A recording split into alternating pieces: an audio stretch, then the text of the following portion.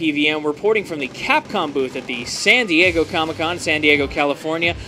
Speaking about Marvel vs. Capcom 3, the great game that everybody's been anticipating for over the last 10 years. Could you tell us, was it very hard to get the Marvel license back into the Capcom house to produce this game? Yeah, up until we started production, we were in negotiations with Marvel. I think it probably started around 2007 or so when we started talking with them, and we just kept going back and forth for a while until we got underway with production. And is the entire Marvel staple of characters available to you? No, we were in negotiations throughout the process of which characters to use, and Marvel, of course, had some recommendations and ones they wanted to see appear in this game, and so we tried to balance the game in regards to those requests. So we didn't have the freedom to use every character they had.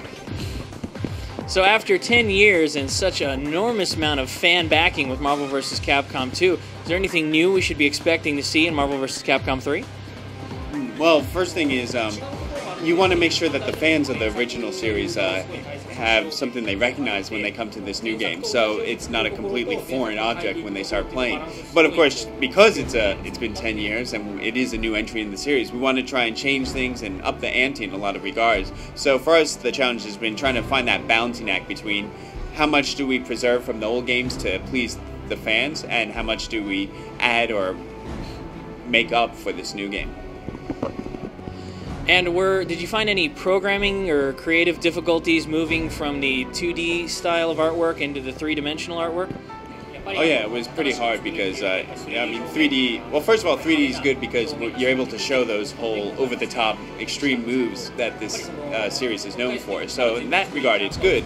But because we're transitioning from 2D to 3D, we had to pretty much redo all the characters from scratch. So it wasn't like before where we could just take them from wherever. Everything had to start with a new slate.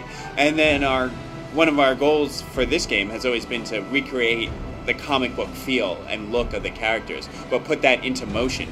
So it was really difficult actually to get the 3D graphics to do that, to make it look like a realistic moving comic.